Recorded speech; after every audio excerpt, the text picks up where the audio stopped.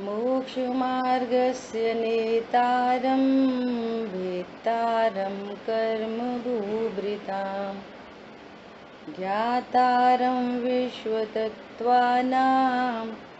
वन्दे तद्गुणलब्धये। तत्वार्थ सूत्र जी ग्रंथ और इस ग्रंथ के पहले अध्याय के 20वें सूत्र पर अपनी चर्चा चल रही है। सबसे लास्ट में जो 20वें सूत्र के 11 से 20 सूत्र तक का क्या सिद्धांत निकला, 74 नंबर पेज है हमारी पुस्तक में, उसकी चर्चा करते हैं। ये बात हो ही गई थी कल। हाँ, ये बहुत इम्पोर्टेंट बात आई थी। पंडित साहब की लाइनें याद आ रही हैं। मत देखो संयोगों को, कर्मोदय मत देखो, मत देखो पर्यायों को, गुण भेद नहीं देखो। जो मति शुद्ध ज्ञान की जैसी चर्चा शुरू हुई और भेद प्रभेद की चर्चा आ रही है, तो अनादि से जीव को इन्हीं का अभ्यास है। इधर भी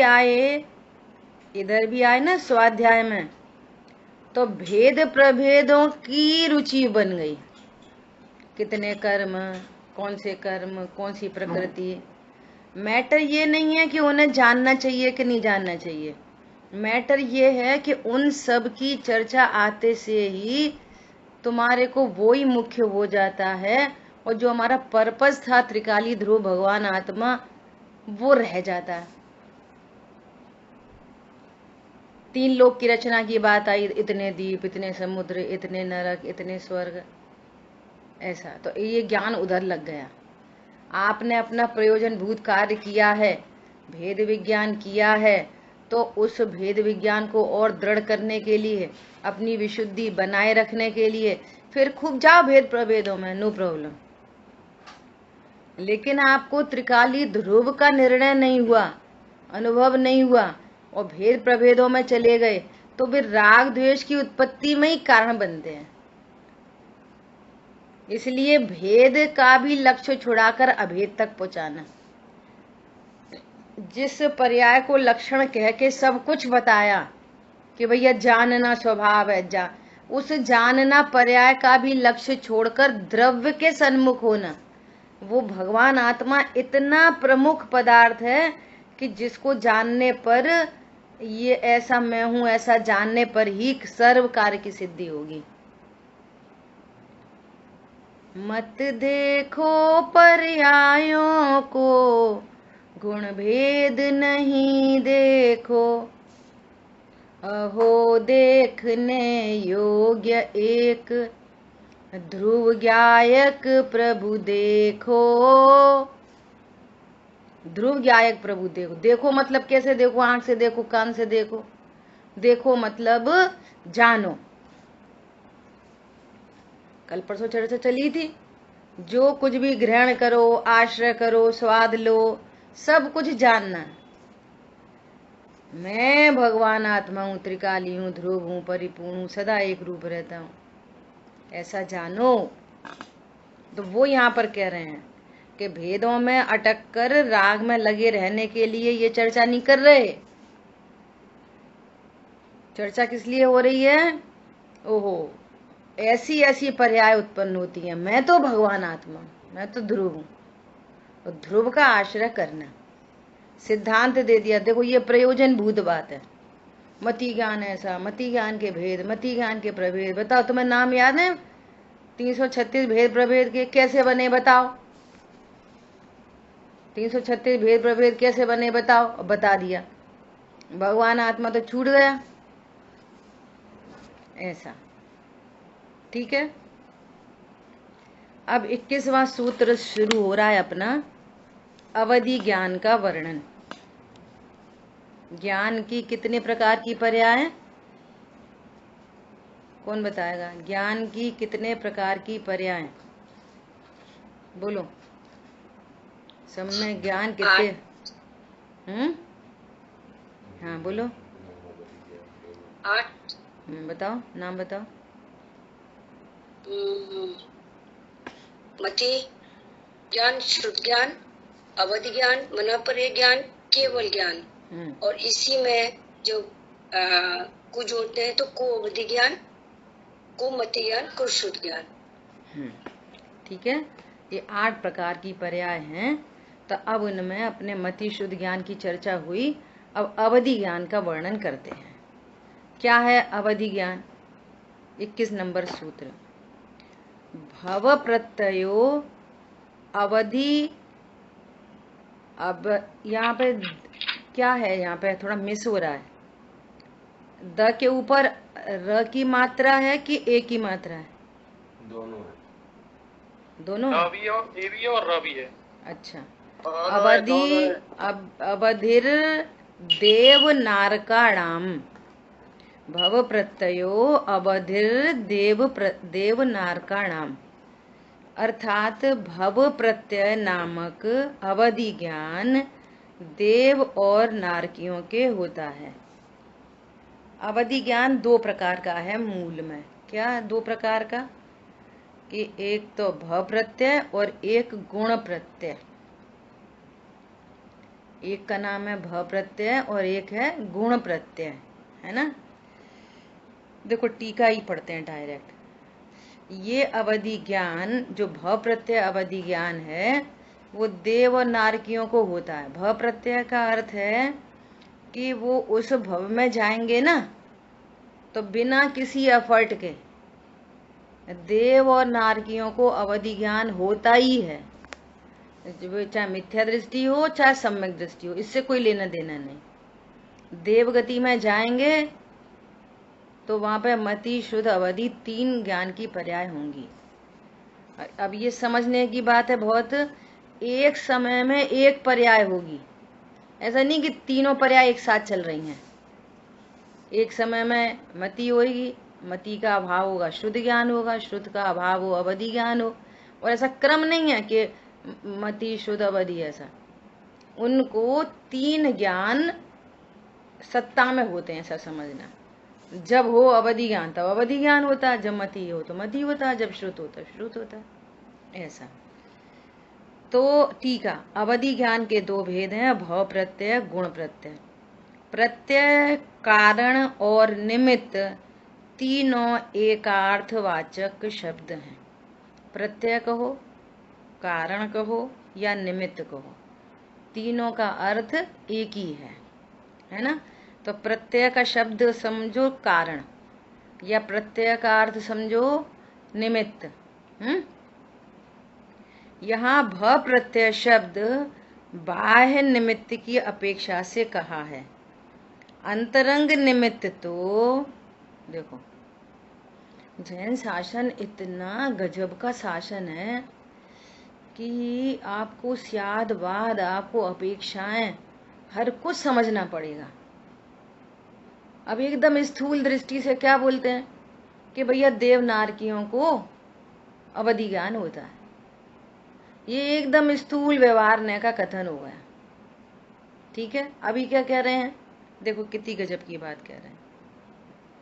ये तो बाह्य निमित्त की ओर से कह दिया, देव और नरक की तरफ से कह दिया। तो फिर अंतरंग निमित्त तो प्रत्येक प्रकार के अवधि ज्ञानावरणी कर्म का क्षयोपशम होता है। उस संबंधी, जैसे मति ज्ञान के उत्पन्न होने में मति ज्ञानावरण कर्म का क्या है? क्षयोपशम। उदय होएगा तो ज्ञान नहीं होगा, और क्षयोपशम होएगा तो उस संबंधी ज्ञान होगा। श्रुत ज्ञानावरण कर्म का क्षयोपशम, और वहीं पे मति ज्ञानावरण कर्म का क्षयोपशम। ये अंतरंग निमित्त। और बहिरंग निमित्त क्या बोलेंगे? नो कर्म की तरफ से बहिरंग निमित्त कि देव और नरक, है ना। ये तो एकदम स्थूल बहिरंग निमित्त हो गया। तो मूल में क्या है? अंतरंग निमित्त क्या होएगा? अवधि ज्ञान वर्णी कर्म का क्षयोपशम होगा तो वहां अवधि ज्ञान उत्पन्न होगा। ठीक है। देव और नारक पर्याय के धारण करने पर जीव को जो अवधि ज्ञान उत्पन्न होता है वह भ प्रत्यय कहलाता है। और देखो, और इसमें विशेष बात क्या है कि जैसे कोई मनुष्य गति का जीव है ना, एक सामान्य मनुष्य गति का जीव, समझ लो मिथ्या दृष्टि हो, सम्यक दृष्टि लगा लो, जो लगाना है। अब उसको मति शुद्ध ज्ञान थे, अब उसकी यहाँ पर आयु पूर्ण हो गई, यहाँ आयु पूर्ण हुई और देवगति में चला, है ना। तो विग्रह गति में जाएगा, विग्रह गति से वहां देवगति में पहुंचेगा, तो उसको अवधि ज्ञान विग्रह गति में ही शुरू हो जाएगा।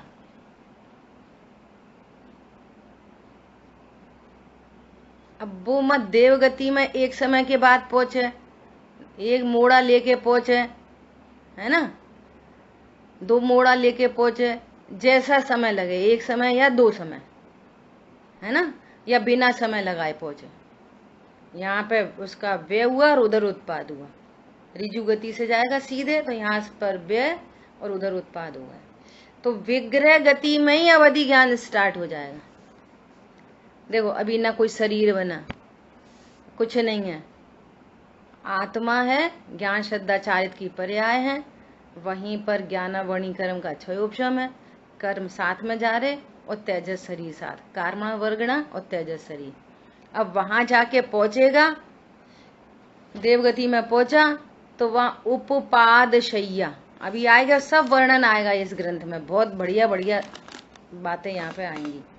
तो वहां उपपाद शैया होती है, उत्पाद नहीं, उपपाद। तो ऐसा बिल्कुल जवान मैच्योर, ऐसा लगेगा कि सो के उठा है ना। तो वहां जाके फिर बस पूरी शरीर की पर्याप्ति आदियां पूर्ण होंगी, तो वो शरीर की रचना जो भी अंतर्मूर्त में पूरी होगी, वैक्रिक शरीर आदि, है ना, तो वो बनेंगी, तब बनेंगी। लेकिन उसका अवधि ज्ञान की योग्यता उसको विग्रह गति में ही डेवलप होगी। देखो ये बहुत समझने की बात है। ठीक है। तो अभी क्या कह रहे हैं कि अवधि ज्ञान उत्पन्न होता है, वह भ प्रत्यय कहलाता है। हाँ जी बोलो। देवगति के जीव जो है अपर्याप्तक भी हो सकते हैं? नहीं, देव और नार की अपर्याप्तक नहीं होते, वे पर्याप्तक ही होते हैं। ठीक है।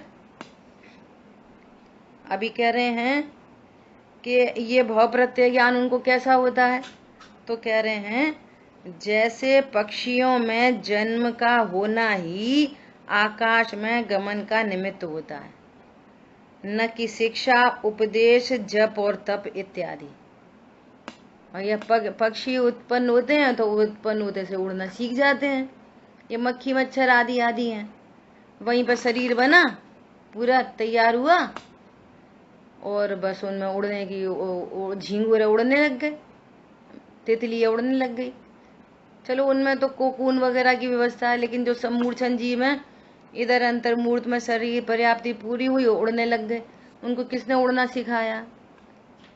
आप देखो कर्मों की कैसी विचित्र अवस्थाएं हैं, और वो कर्मों की विचित्रता भावों की विचित्रता है।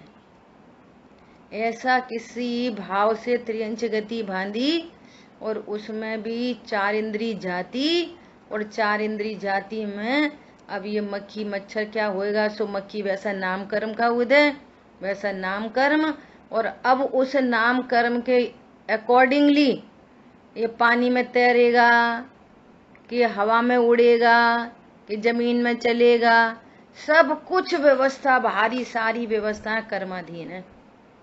बोलो जीव क्या क्या कर सकता है, ऐसी गजब गजब की व्यवस्थाएं हैं, है ना। क्या कह रहे हैं? ना शिक्षा है, ना उपदेश है, ना कोई जप है, ना तप है।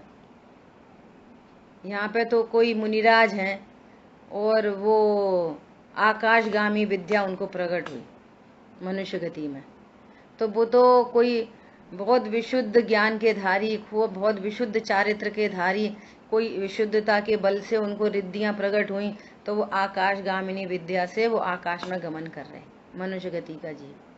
तो उनको तो अगर इधर से बात करें तो विद एफर्ट्स, कोई विशुद्धता के बल से उनको आकाशगामिनी विद्या सिद्ध हुई। लेकिन पक्षियों को, मक्खी मच्छरों को कौन से एफर्ट से? ना कोई शिक्षा है, ना कोई उपदेश है, ना कोई जप है, ना कोई तप है। ऐसे ही वहां पर अवधि ज्ञान कैसे प्रकट होता है देव और नारकियों को? नेचुरल, कोई शिक्षा से नहीं, कोई जप तप से नहीं, ये कहना चाह रहे। इसी प्रकार नारकी और देव की पर्याय में उत्पत्ति मात्र से अवधि ज्ञान प्राप्त होता है। यहाँ सम्यक ज्ञान का विषय है, फिर भी सम्यक या मिथ्या का भेद किए बिना सामान्य अवधि ज्ञान के लिए भव प्रत्यय शब्द दिया गया है। अभी यहाँ पर ये वो कोई सम्यक दृष्टि भी हो सकता है, कोई मिथ्या दृष्टि भी हो सकता है, लेकिन जितने भी जीव देव नारकी होंगे उनको अवधि ज्ञान होता है। भव प्रत्यय अवधि ज्ञान देव नारकी तथा तीर्थंकरों के गृहस्थ दशा में होता है। यह नियम से देशावधि है, वह समस्त प्रदेश से उत्पन्न होता है। क्या बोल रहे हैं? जैसे कोई तीर्थंकर का जीव है ना, तो तीर्थंकर के जीव को वो भी जन्म लेगा और वहीं से उसको भी अवधि ज्ञान स्टार्ट हो जाएगा। तो तीर्थंकर को जो अवधि ज्ञान होने जा रहा है उसको भी यहाँ भ प्रत्यय की कोटि में डाल रहे। ठीक है, बोलिए। साधारण मनुष्य को भी अवधि ज्ञान हो सकता है? हो सकता है। यहाँ तो ऐसा कोई उल्लेख नहीं आया। आएगा, पढ़ रहे हैं तो अभी तो अपन। सामान्य मनुष्यों को भी अवधि ज्ञान मिथ्या दृष्टियों को भी हो सकता है ना? तो कौन सा कहलाएगा उसमें से? वो गुण प्रत्यय कहलाएगा। जो जन्म से है, उस गति में जा रहा है और जन्म से है तो भव प्रत्यय। और कोई तरह की शिक्षा, उपदेश, जप तप ऐसा किसी प्रकार से उसको उत्पन्न हुआ तो वो गुण प्रत्यय कहलाएगा। ठीक है, बाद में हुआ और किसी को जन्म से ही है तो वो भव प्रत्यय कहलाएगा। भव प्रत्यय वर्ड बता रहा है, भव से ही। तो देखो इसमें तीर्थंकर के जीव को कहा, तीर्थंकर का जीव जन्मेंगे तो वो जन्म से ही 3 ज्ञान के धारी, 4 ज्ञान के धारी जन्म से ही हो सकते हैं। 4 चौथे ज्ञान के धारी तो मुनि अवस्था में होंगे, लेकिन 3 ज्ञान के धारी तो वो जन्म से ही होंगे, ऐसा। ठीक है, अब देखो गुण प्रत्यय। किसी विशेष पर्याय भव की अपेक्षा न करके, देखो आ रहा है ना नीचे गुण प्रत्यय के लिए, जीव के पुरुषार्थ द्वारा जो अवधि ज्ञान उत्पन्न होता है वह गुण प्रत्यय अथवा छायोपशमिक निमित्तिक कहलाता है। अब कौन सा पुरुषार्थ? कि अब पुरुषार्थ एक तो मोक्ष मार्ग का पुरुषार्थ, वो वाला पुरुषार्थ नहीं। यहाँ पर उसने कोई भी ऐसे एफर्ट्स किए कि उसको ज्ञानावर्णी कर्म का ऐसा बंध हुआ और उसका उदय आया, तो उसको गुण प्रत्यय अवधि ज्ञान कहेंगे। अब देखो इसमें भी सम्यक और मिथ्या का यहाँ पे कोई इंडिकेशन नहीं किया कि सम्यक दृष्टि मनुष्य को ही गुण प्रत्यय होता है, ऐसा नहीं कहा। और जितने सम्यक दृष्टि हैं उन सबको ही अवधि ज्ञान हो, ऐसा भी नहीं कहा। किसी किसी को किसी विशेष विशुद्धि के बल से मिथ्या दृष्टियों को भी और सम्यक दृष्टियों को भी अवधि ज्ञान, गुण प्रत्यय अवधि ज्ञान होता है। ठीक है, एकदम क्लियर बात है। तो बुआ जी ये जो जो ऋषिधारी मुनिराज हैं तो उनको भी तो फिर ये गुण प्रत्यय ही होगा। हाँ, उनको भी गुण प्रत्यय होगा, उनको गुण प्रत्यय है ना, उनको तो गुण प्रत्यय ही हुआ। मतलब देखो सरल भाषा में जो जन्म से एफर्टलेसली अवधि ज्ञान है वो भव प्रत्यय है, और बाद में उत्पन्न हुआ कोई मिथ्या दृष्टि है लेकिन उसकी बहुत कषाय की मंदता है तो उसको भव प्रत्यय। अच्छा। बाद में हुआ सो भव प्रत्यय। अब यहाँ सम्यक दृष्टि है मिथ्या गुण प्रत्यय, यहाँ पे सम्यक दृष्टि और मिथ्या दृष्टि का भेद नहीं है। अभी ऐसा नहीं है कि कोई सम्यक दृष्टि कोई अवधि ज्ञान होगा, ऐसा नहीं है। अब देखो वो जो गुण प्रत्यय अवधि ज्ञान है इसके बारे में देखो आगे चर्चा आ रही है 22वें सूत्र में। भव प्रत्यय तो जन्म से ही है और गुण प्रत्यय बाद में हुआ है ना, गुण प्रत्यय बाद में हुआ। इस गुण प्रत्यय का दूसरा नाम क्षयोपशम निमित्तक भी कह रहे हैं। गुण प्रत्यय का दूसरा नाम क्या है? क्षयोपशम निमित्तक, मतलब उसका ऐसा नेचुरली कर्म का क्षयोपशम हुआ कि उसको अवधि ज्ञान प्राप्त हो गया। और सुनना, देखो एक और बात सुनना जबरदस्त, कि यहाँ जो पुरुषार्थ की बात कह रहे हैं ना कि किसी पुरुषार्थ से, तो अपन ने ये तो क्लियर कर ही लिया। यहाँ पुरुषार्थ मतलब तत्व निर्णय के पुरुषार्थ वाली बात नहीं चल रही है ना। लौकिक पुरुषार्थ भी एक कैसा कहा जाता है, ये हमेशा ध्यान रखना कि ज्ञान का और कषाय का आपस में निमित्त नैमित्तिक संबंध है। ज्ञान की पर्याय का और कषाय का आपस में निमित्त नैमित्तिक संबंध है। आप वैसे जनरल देखोगे आप इसको और सब में घटित करेंगे। कषाय की तीव्रता जहां होगी, कहीं भी देख लेना, अपन अभी मनुष्य गति में ही देख लेना, जहां कषाय की तीव्रता होगी वहां ज्ञान की मंदता होती है। ओपोजिट है, जिसकी कषाय मंद होंगी उसको ज्ञान का क्षयोपशम अधिक होगा, नेचुरल है ये। अब यहाँ जो कह रहे हैं ना पुरुषार्थ, ये विशुद्धि के बल से कषाय की ऐसी मंदता हुई कि उसको ज्ञान की तीव्रता हुई, ज्ञान की अधिकता हुई, क्षयोपशम बढ़ गया। तो क्षयोपशम बढ़ गया तो अवधि ज्ञान का उसको मतलब अवधि ज्ञान की प्राप्ति हुई। किससे? कषाय की मंदता से। जो जितना तीव्र कषाय होगा, आप ऐसे भी देख लो, जब बहुत कषाय तीव्र होती है ना, ऐसा कहते हैं क्रोधांध, क्रोध में वो कुछ नहीं, उसका ज्ञान ही काम नहीं करता। क्रोध में सही गलत का ही नहीं पता चलता, ज्ञान इतना हीन हो जाता है, क्या सही है क्या गलत है, क्या हित रूप है क्या अहित रूप है। कषाय अधिक ज्ञान कम, और जिनका ज्ञान अधिक उनकी कषाय कम। आप नेचुरल कहीं भी देख लेना, जितने लोग बड़े बड़े पदों पे बहुत ईमानदारी से पहुंचे हैं, तो आप देख लेना वे सब लोग आपको बहुत हम्बल लोग मिलेंगे। ऐसे बोलते हैं अरे उनसे मिले इतनी खुशी हुई, बहुत ही हम्बल व्यक्ति था, थे इतनी बड़ी पोस्ट पे लेकिन इतने अच्छे व्यक्ति थे, इतने अच्छे से बात कर रहे थे।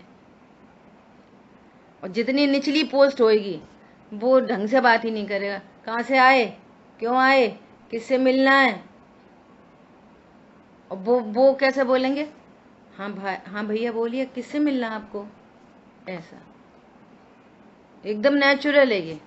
ऐसे एक इंद्री जीव है, ज्ञान की मंदता, ज्ञान की बहुत अधिक विराधना करते हुए कषायों की तीव्रता से एक इंद्री में गया। तो वहां ज्ञान की तो है मंदता, ज्ञान है कम अल्प और कषाय है तीव्र। अब सुनो, एक इंद्री जीव ने ऐसा क्या कर लिया सो दो इंद्री में पहुंच गया। किसके बल से जाता है एक इंद्री दो इंद्री में, किसके बल से जाता है? कषाय की मंदता के बल से। वहां पर उसकी जितनी कषाय है, उस कषाय में मंदता आई और उस समय आयु कर्म का बंध हुआ, वो दो इंद्री में चला जाएगा। तो दो इंद्री में किसके बल से जाएगा? कि कषाय की मंदता के बल से। अब कषाय की मंदता हुई तो उसको इतना ज्ञान प्रकृति से प्रोवाइड हो गया कि अब 2 इंद्रिय के माध्यम से प्रवर्तन कर सकता है। पहले कितनी इंद्री थी? अकेली स्पर्शन, और अब स्पर्शन और रसना 2 इंद्री मिल गई उसको। और कषाय की मंदता हुई 3 इंद्री में, अब इतना ज्ञान का क्षोभक्षम बढ़ गया कि अब उसको प्रकृति से 3 इंद्री मिल गई, 3 खिड़की मिल गई उसको। अब 3 खिड़की के द्वारा देख सकता, जान सकता। कषाय की और अधिक मंदता हुई, अब क्या हुआ? 4 खिड़की मिल गई। पॉइंट समझ में आ रहा है? अब 4 खिड़कियों के माध्यम से वो ज्ञान इतना ही नहीं है प्रकृति में, जितना कम ज्ञान है तो उतनी खिड़की मिलती है। ऐसा यहाँ पर जो पुरुषार्थ शब्द लिखा है ये विशुद्धि के लिए लिखा है कि उसकी विशुद्धि विशेष हुई तो उसका क्षयोपशम बढ़ गया। कि कितना बढ़ गया? कि अब इसको अवधि ज्ञान मिल सकता है। नेचुरल, प्राकृतिक है ये सारी चीजें, ये करे से नहीं होती, ये प्रकृति में ही व्यवस्था है ऐसी कर्माधीन। ठीक है, इसलिए इसका दूसरा नाम क्या है? क्षयोपशम निमित्तक। ठीक है, अब देखो क्या बोल रहे हैं आगे 22वें सूत्र की ऊपर उत्थानी का। क्षयोपशम निमित्तक अवधि ज्ञान के भेद तथा उनके स्वामी किन किन को होता है, अब ये और क्लियर हो जाएगी बात। ठीक है, क्षयोपशम निमित्तः षड विकल्पः शेषाणाम। क्षयोपशम निमित्तः षड विकल्पः शेषाणाम।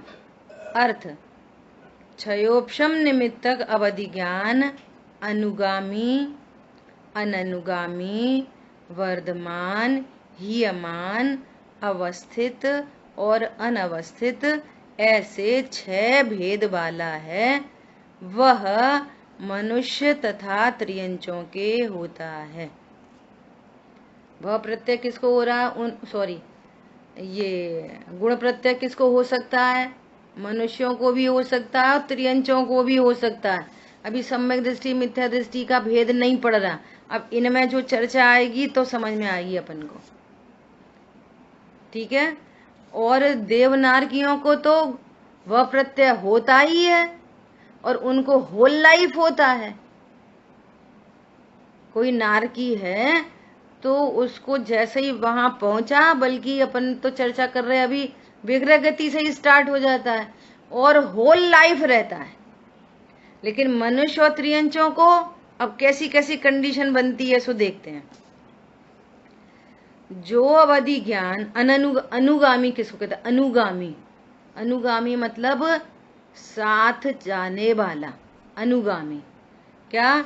जो अवधि ज्ञान सूर्य के प्रकाश की भांति जीव के साथ ही साथ जाता है उसे अनुगामी कहते हैं।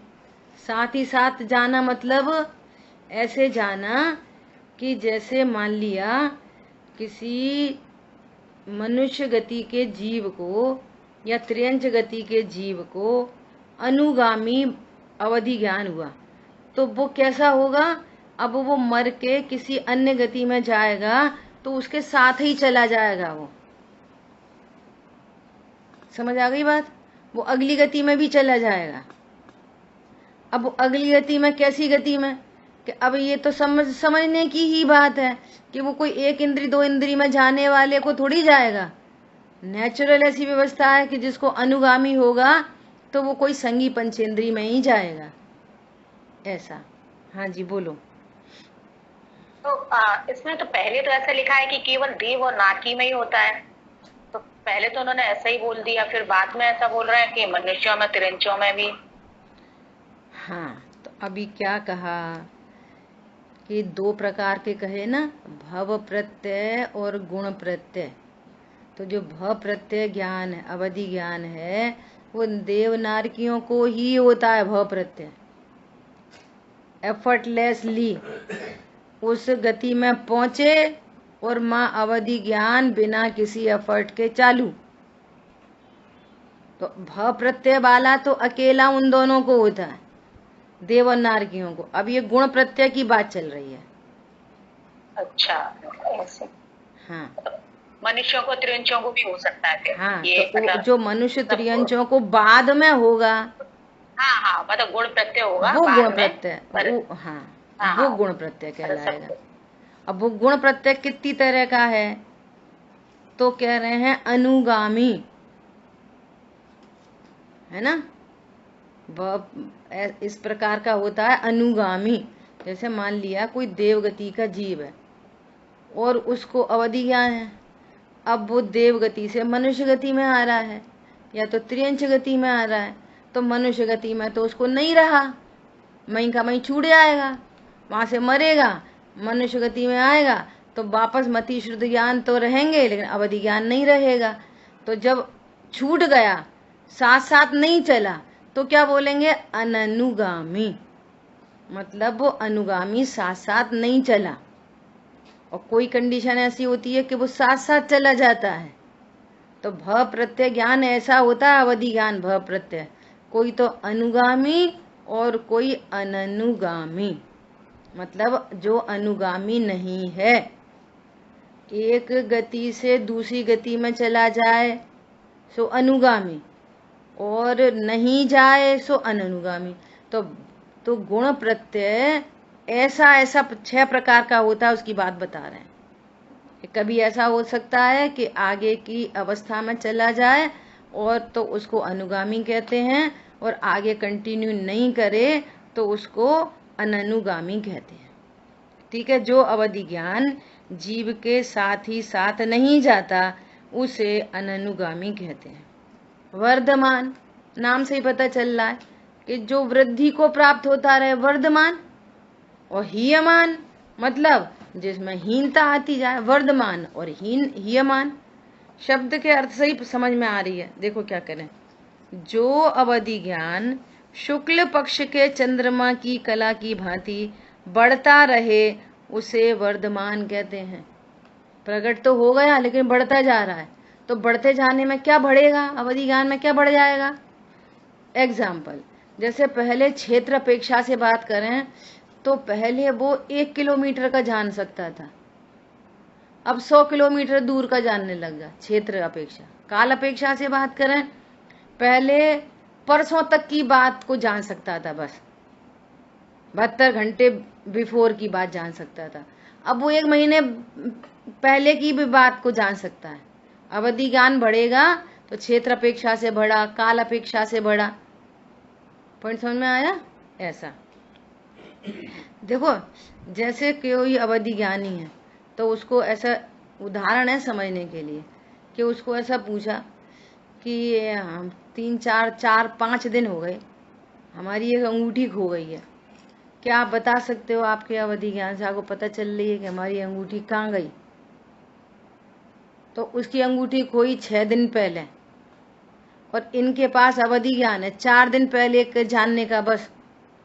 तो है तो अवधि ज्ञानी, तो वो 6 दिन पहले की खोई अंगूठी को बता सकते कि नहीं बता सकते, वे नहीं बता पाएंगे। अब तुम फिर 2 दिन बाद ट्राई करो, तो अब वो कम हो गए दिन या ज्यादा हो गए जैसा भी, और उनका यह अवधि ज्ञान बढ़ गया तो बता सकते। दृष्टांत है बात को समझने के लिए, हीयमान और वर्धमान। ठीक है।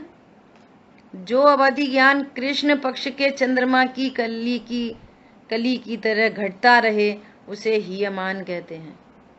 अवधि ज्ञान तो प्रकट हो गया लेकिन वो घटता जा रहा है, और क्या वो खत्म हो जाए।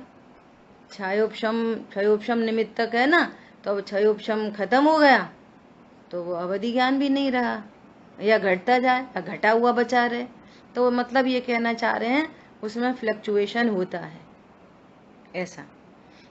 अब कह रहे हैं अवस्थित अनवस्थित। जो अवधि ज्ञान एक सा रहे, न घटे न बढ़े, वो अवस्थित कहलाता है। अब वो न तो हीयमान हो रहा न वर्धमान हो रहा है ना, तो उसको क्या कह रहे हैं, अवस्थित, जितना आए उतना ही रहा। और एक अनवस्थित, जो पानी की तरंगों की तरह घटता बढ़ता रहे, एक सा न रहे, उसे अनवस्थित कहते हैं। तो इतनी गुण प्रत्यय है, वो इतनी प्रकार का है। अब किसी को भी किसी भी कंडीशन में कैसा भी हो सकता है।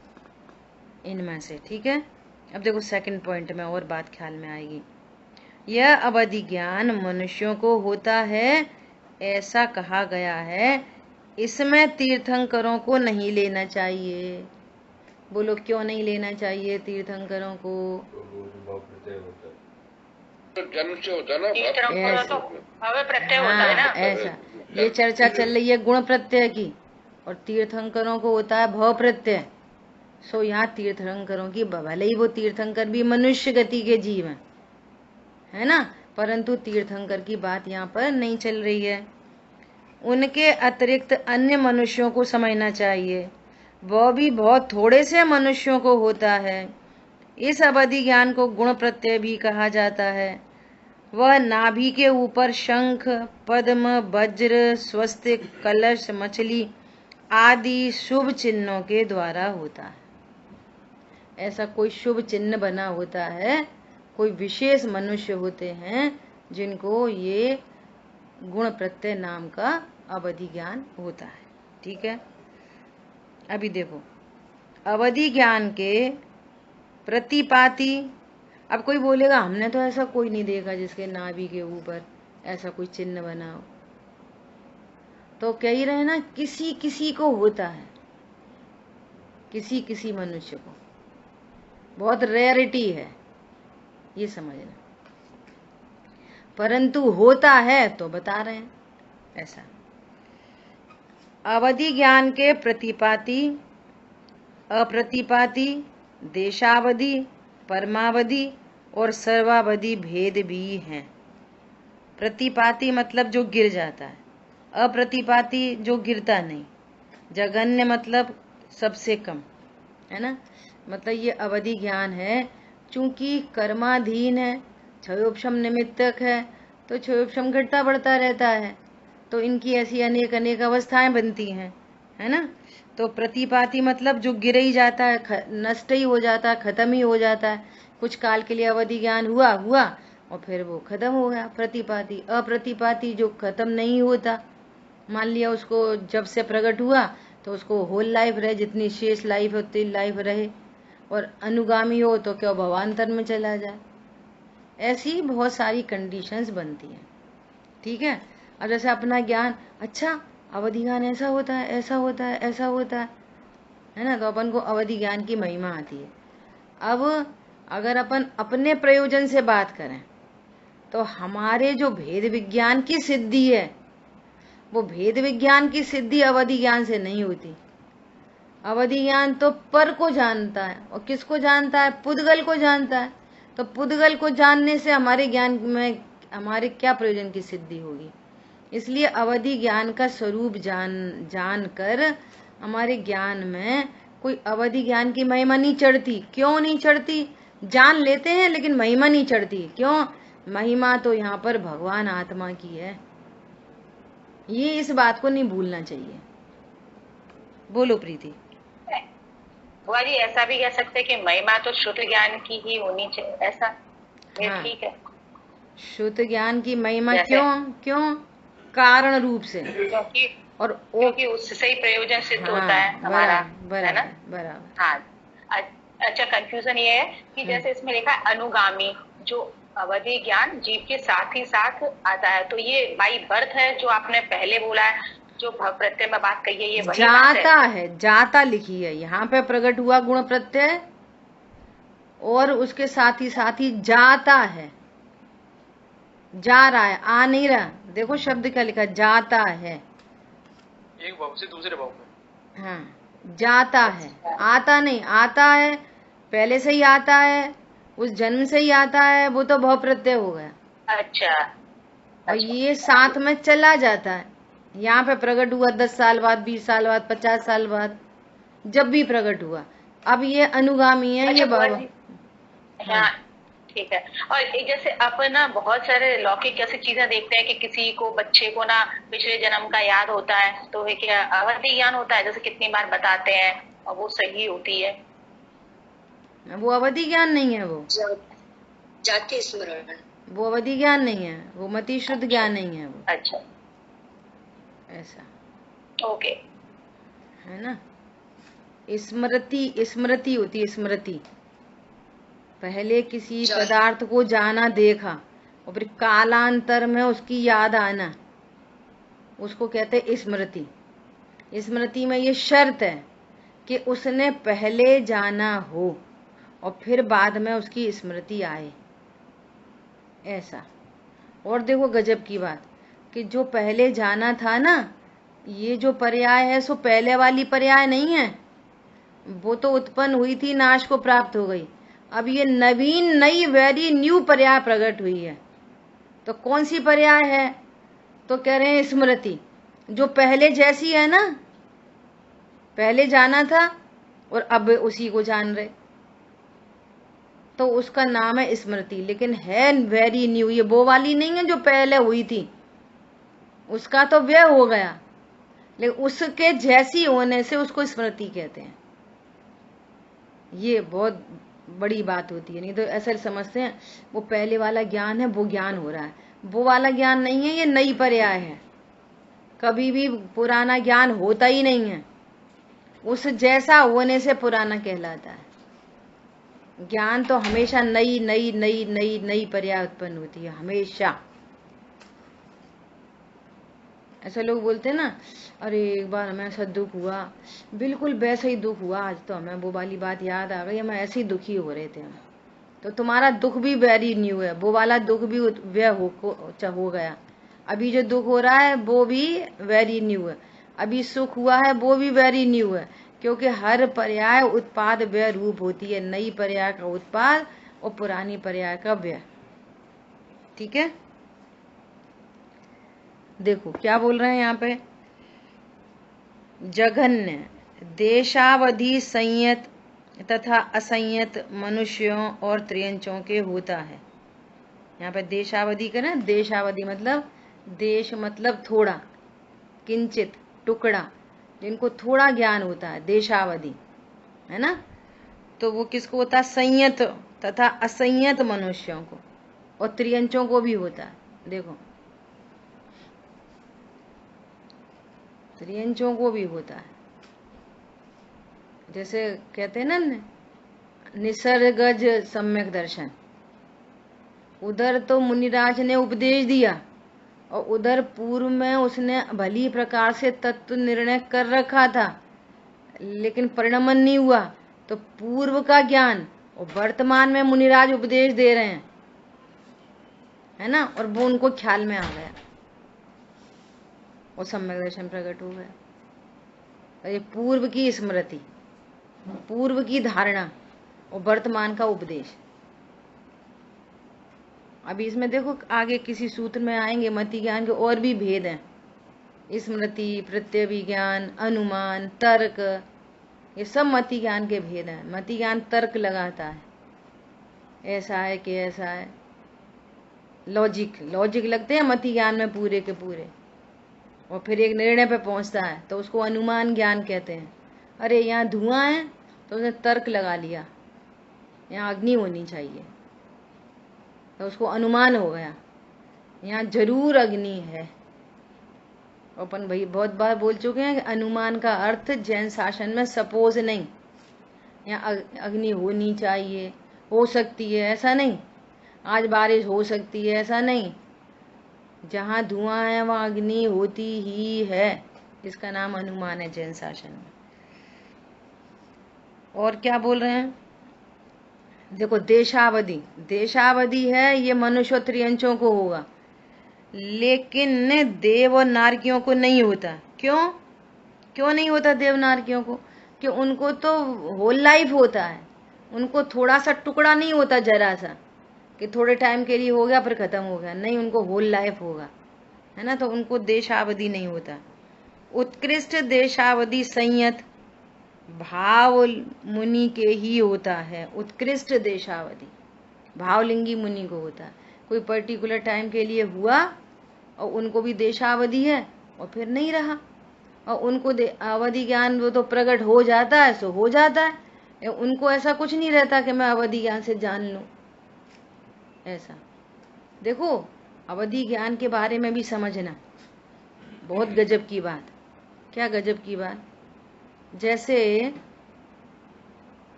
जैसे समझो आदिनाथ मुनिराज थे, है ना। तो आदिनाथ मुनिराज तीर्थंकर के जीव, और तीर्थंकर के जीव तो उनको तो भाव प्रत्यय अवधि ज्ञान था, बचपन से ही था। अब मुनि अवस्था में उनको कितने दिन तक आहार नहीं मिलेगा, और रोज जा रही, 1 दिन 2 दिन 1 महीना 2 महीना, अरे अवधि ज्ञान से पता लगा लो कि कितने दिन बाद मिलेगा। हमें भूख भूख की टेंशन नहीं है, हम तो स्वरूप के सन्मुख होते हैं, तो हमें तो कोई भूछुदा उदा सताती नहीं है। वैसे ही 6 महीने पहले व्रत कर चुके हैं और नहीं मिल रहा तो क्या परेशानी, हमें तो कोई परेशानी है नहीं। तो अवधि ज्ञान से बस एक बार देख लें कि आखिर कब और कैसे मिलेगा, तो अपन उतने दिन फालतू में आहारचर्या के लिए जाते हैं, तो आहारचर्या के लिए उठना बंद कर देंगे। समझ में आ रही है बात। ऐसा अवधि ज्ञान चॉइस से नहीं होता, चलो भैया अवधि ज्ञान में देखें कब आहार मिलेगा, एक बात। दूसरी बात, 6 महीने 7 महीने का कर्म बांधा, तो अब उसका उदय आ रहा है, उदय आ रहा है, तो वो अवधि ज्ञान उदय में कुछ नहीं करेगा, वो उदय की पूर्ति होगी होगी कर्म की। अवधि ज्ञान होने पर भी अवधि ज्ञान का विकल्प नहीं आएगा, अवधि ज्ञान में झलकेगा नहीं कि तुम्हें ना इतने दिनों के बाद आहारचर्या होगी, सो फालतू में ही जा रहे रोज के रोज दिन। कर्म के उदय में जो आपने पूर्व में कर्म बांध रखा है, उस कर्म का उदय आएगा तो ये अवधि ज्ञान भी कछु नहीं कर पाएगा। पॉइंट पकड़ में आ रहा है। और जबकि अवधि ज्ञान है, भाव भी नहीं आएगा कि लाओ अवधि ज्ञान से देख लें, एक बात। और ऐसा अपनी चॉइस से, अब तो मुझे श्रुति ज्ञान की पर्याय नहीं अवधि ज्ञान की चाहिए, लाओ देखें भैया, वो कर्म का क्षयोपशम अवधि ज्ञान रूप होएगा, परिणमन रूप, तो अवधि ज्ञान की पर्याय उत्पन्न होएगी। तो जीव ज्ञान की पर्याय भी अपने ज्ञेयाकार को चॉइस से नहीं बनाता, इतना अकर्तृत्व है। चॉइस से तो मति सिद्ध भी नहीं होगा। यही तो कह रहे हैं कि अपनी स्वयं की पर्यायों में भी हम इसको देखना चाहते, इसको नहीं देखना चाहते, इसको जानना चाहते, इसको नहीं जानना चाहते, ऐसी चॉइस नहीं है जीव के पास। अब इस बात को सही से नहीं समझने वाला टेंशन में आ जाता है। टेंशन में कौन आता है? कर्ता बुद्धि वाला। और जिसको कर्ता बुद्धि का अभाव होना है और अकर्तृत्व का आनंद प्रकट होना है, वो इस बात को सुनकर रिलैक्स हो जाता है। बोलो, जब ज्ञान में ही कुछ अपनी योग्यता से गे बनते हैं, जब ज्ञान में ही कुछ आगे पीछे नहीं कर सकते, तो फिर कसाय को कम ज्यादा करो, पत्नी बच्चों को कम ज्यादा करो, इनको हटाओ इनको मिलाओ, मैटर ही खत्म हो गया। आनंद करो, मैं तो सदा एक रूप रहता हूँ, स्फटिक मणि स्फटिक मणि स्फटिक मणि स्फटिक मणि स्फटिक, सदा एक रूप, बात ही खत्म हो गई सारी। तो इस बात, तो फिर हमारा पुरुषार्थ क्या रहा भैया? इस बात की स्वीकृति ही पुरुषार्थ है, अनंत पुरुषार्थ। यहाँ पर शुद्ध सुरक्षित स्फटिक मणि है, और जो हरी नीली पीली दिखाई दे रही है वो परकृत परिणाम है, और मैं हरा पीला होता नहीं। क्या बोला? स्फटिक मणि हरी पीली होती नहीं, वो लाल झलक रही है, तो उसकी लाल झलकन को हटाने के लिए क्या करें? कि हटाने की जरूरत ही नहीं, वो लाल हुई नहीं, झलक रही है बस। क्या बोला? दर्पण में पंखा चल रहा है बहुत तेज 5 की स्पीड पे, और दर्पण का पंखा बंद करने के लिए क्या करें? उसमें है ही नहीं, क्या करें? लोग बोलते हैं स्विच ऑफ कर दो, दर्पण उल्टा कर दो, डंडा लगा दो। इसका नाम है मिथ्याचारित्र। इसका क्या नाम है? मिथ्याचारित्र। दर्पण में कोई पंखा है ऐसा ज्ञान अज्ञान, दर्पण में कोई पंखा है ऐसा विश्वास मिथ्या दर्शन, और दर्पण में चलते हुए पंखे को देखकर टेंशन, सो मिथ्याचारित्र, और पंखा रोकने का उपाय मिथ्याचारित्र। या ही प्रतीत जुत कछुक ज्ञान, सो दुखदायक अज्ञान जान। सब मिथ्याचारित। स्वीकार करो, दर्पण में सिर्फ दर्पण की स्वच्छता है, कुछ नहीं। और कुछ भी जल के दर्पण में कुछ कम ज्यादा नहीं होता। ऐसे यहाँ भगवान आत्मा जो कुछ झलकता ज्ञान में वह गे नहीं, बस ज्ञान है, नहीं गे कृत किंचित अशुद्धि, कुछ करता ही नहीं। अब ये वाली बातें कितनी दूर रह जाती हैं, ऐसा खाओ, ऐसा नहीं खाओ, ऐसा पहनो, ऐसा नहीं पहनो, ये ओढ़ो, ये बिछाओ, यहाँ जाओ, वहां नहीं जाओ। भगवान आत्मा ध्रुव परमेष्टि यहाँ एज इट इज विराजमान है, एज इट इज। ये अनंत पुरुषार्थ है। तो वो कहता फिर कछु नहीं करें, तो फिर करो भैया, करो करो करो। क्या बोला? कछु नहीं करें, तो उससे कहते करो। वो बच्चा आया, गुरुजी सुखी होने का उपाय बताओ। सुन बेटा, मैं भगवान आत्मा हूं। नहीं, वो भगवान तो ठीक है, कछु जाप दे दो, कछु माला दे दो। तो फिर गुरुजी समझ गए इसकी योग्यता नहीं है। तो गुरुजी क्या बोले, बेटा गुरु ऐसे थोड़ी मंत्र देते हैं, पहले कछु गुरुजी की सेवा एवा करो जरा। अच्छा गुरुजी बताओ, आप जो बोलोगे वो ही करेंगे। देख हमने वहां पर 10 भैंसें बांधी हैं, उनकी थोड़ी सानी लगा, थोड़ा गोबर उठा, थोड़ी सेवा कर, देखेंगे तू कितनी सेवा करता, तब तेरे को मंत्र देंगे। तो 1 महीने तक वो लगा रहा। समझ में आ रही है? अब 1 महीने के बाद आएंगे तो गुरुजी क्या बोलेंगे? तब भी यही बोलेंगे कि तू भगवान आत्मा है, अकर्ता है, ज्ञायक है। तो कछु नहीं करें, नहीं तो करो करो, पूजा करो, पाठ करो, व्रत करो, दया करो, रात में नहीं खाओ, दिन में नहीं खाओ, आलू नहीं खाओ, प्याज नहीं खाओ, फलाना नहीं खाओ, ठिकाना नहीं खाओ, करो। समझ में आ गई इसकी योग्यता ऐसी है, तो इसको यही उपदेश दो। अभी आ रही बात समझ में? ऐसे थोड़ी निश्चय थोड़ी व्यवहार भी तो होता है, व्यवहार भी तो होता है। हाँ ठीक है, तुम्हारे सरीके हैं, व्यवहार करेंगे, करो, पूरा व्यवहार करो, सब डॉट टू डॉट करो। एक बूंद अनछना पानी नहीं फैलना चाहिए। हैं क्यों? तुम तो कह रहे थे ना व्यवहार डॉट टू डॉट होना चाहिए। एक बूंद अनछना पानी नहीं गिरना चाहिए। ट्रेन में लेट बात नहीं जाना चाहिए, अपनी बाल्टी पानी लेके जाना। होटल में जाओ तो फ्लश नहीं करना। अब वो तो अशक्य है, तो यही तो कह रहे पहले से ही। जो व्यवहार की दुहाई देते हैं ना, उन्हीं का व्यवहार बिगड़ा रहता है। ऐसे थोड़ी व्यवहार भी तो है, उन्हीं के व्यवहार के ठिकाने नहीं होते। समझ में आ रही है बात? यहाँ परमानेंट तैयारी है। बहुत गजब की बातें हैं। ठीक है, शेष अपना समय हो गया है, शेष चर्चा अपन आगे करेंगे। विचारना, आगे नहीं करेंगे, विचारना। देखो कोई भी अच्छा काम होता है ना, कोई भी अच्छा काम, हर अच्छे काम में टाइम टेकिंग होता है, हर अच्छा काम। जैसे ये वाली बात सुनी, पंडित साहब कहते हैं विचारना, है ना? तो इतनी सी बात में क्या बात है? इतनी सी बात में रोज बोलो भाई विचारना। अपन को क्या हैबिट पड़ी है? शेष चर्चा कल करेंगे, यही बोलने में आता है, शेष चर्चा कल करेंगे। वे कहते तुम कल जिंदा रहोगे, जरूरी है, गारंटी है। जितनी चर्चा हुई उसका विचार करना। तो अब वो अगर आपको ये वाली बात सुनो, अब ये ज्ञान टोकता है, कौन सा ज्ञान टोकेगा? ये वाली बात आपको सत्य भाषित हुई होगी, अच्छी लगेगी तो टोकेगा, और अवग्रह करके छोड़ दोगे तो टोकन भी नहीं होएगा,